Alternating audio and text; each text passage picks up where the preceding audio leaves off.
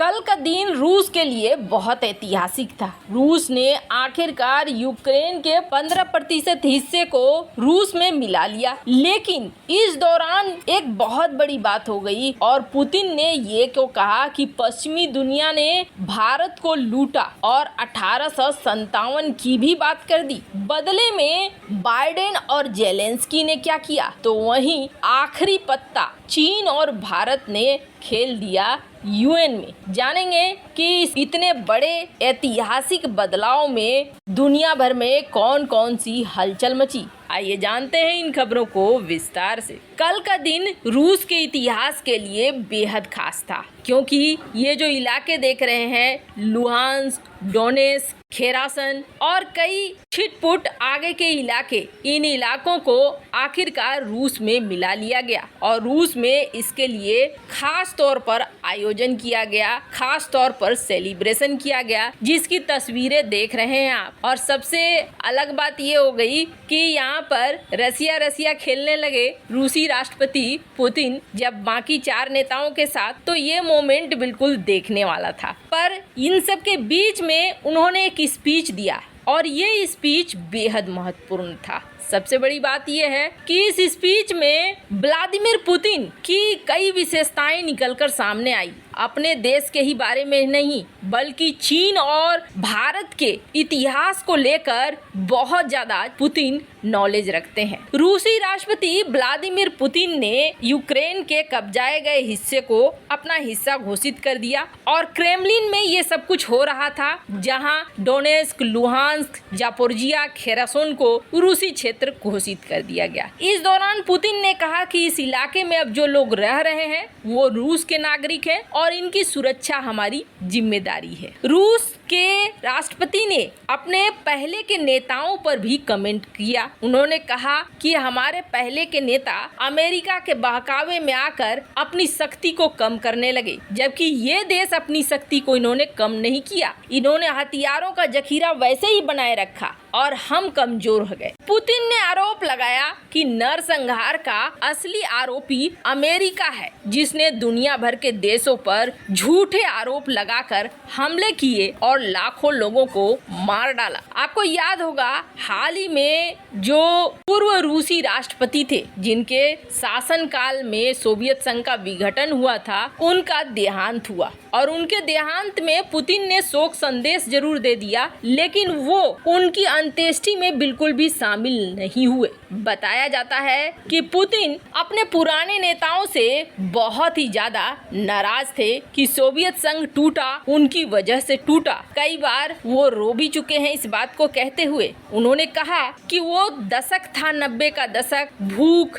ठंड और निराशा से भरा हुआ, लेकिन हम फिर से वापस आए। पुतिन ने कहा कि डोनबास के लोगों ने 8 साल तक नरसंहार, गोलीबारी और नाकाबंदी का सामना किया। खेरासन और जापोरिजिया में अधिकारियों ने रूस और रूस की हर चीज के प्रति घृणा फैलाने का काम किया। उन्होंने साफ किया कि यूक्रेन के साथ साथ पश्चिमी दुनिया इस बात को बहुत अच्छे से सुन ले कि अब ये इलाके हमारे हैं। पर इन सब के बीच में उन्होंने एक बड़ी बात कही और ये बात कही कि पश्चिम ने भारत को लूटा। 1857 का भी इन्होंने जिक्र किया, जब मंगल पांडे थे, जब पहली बार आज़ादी की लहर हुई। और ये बात भी सही है। पुतिन ने ये बात भी कही कि दुनिया के कई देशों को इन्होंने लूटा और हम वो देश थे जो दुनिया के कई देशों को बचाने के लिए भी आए। ये बात भी बिल्कुल सही है। बात चाहे सीरिया का हो या 1971 में जिस तरीके से अमेरिकी सेना आ गई और रूस भारत के तरफ से खड़ा हो गया, जिसकी वजह से अमेरिकी सेना पीछे खिसक गई, ये सारी चीजें हुई हैं। वो तो समझ लीजिए कि एशिया में चीन एक ऐसा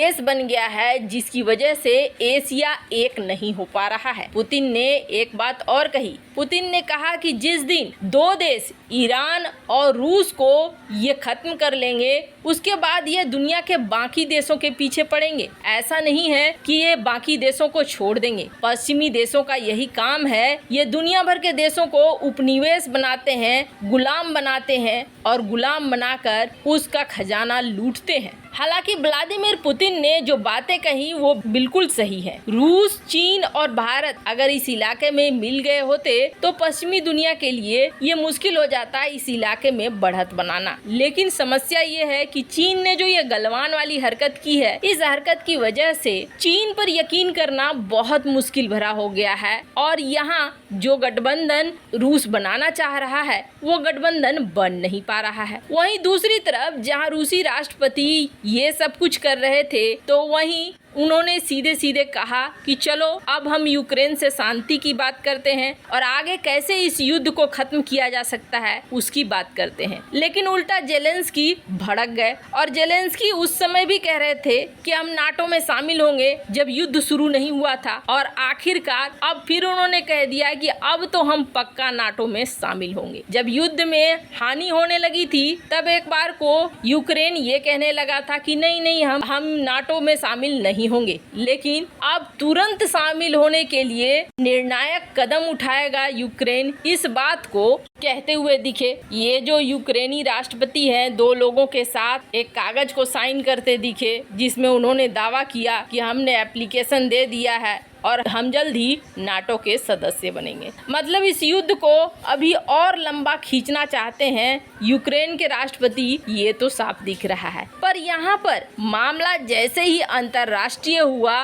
वैसे ही अमेरिका ने भी एक्शन लेना शुरू कर दिया। अब अमेरिका ने बोला कि रूस ने जो ये किया है ये बिल्कुल सही नहीं है और रूस को ऐसा करने का कोई हक नहीं है। अब अलग से 1000 लोगों पर प्रतिबंध लगा दिया, कंपनियों पर प्रतिबंध लगा दिया और ऐसे जो सेंट्रल बैंक के गवर्नर हो, यूएनएससी के सदस्यों के परिवार वाले हो, उन पर लगा दिया। अब यहाँ पर अमेरिका ने इस मामले को तुरंत यूएन में ले जाना सही समझा और यूक्रेन ने भी इस मामले को यूएन में ले जाना ही उचित समझा कि यूएन में इस प्रस्ताव का विरोध हो कि रूस ने जो ये इलाके शामिल किए हैं ये गलत है। पर रूस ने सीधे इस्तेमाल कर लिया वीटो का और वीटो का इस्तेमाल करते ही ये प्रस्ताव वहीं पर खारिज हो गया। जहां रूस ने एक्शन लेते हुए इस प्रस्ताव को खारिज करवा दिया तो वहीं अमेरिका ये सोच रहा था कि भारत और चीन इस मामले में क्या करते हैं, आखिरी दाव का इंतजार कर रहा था।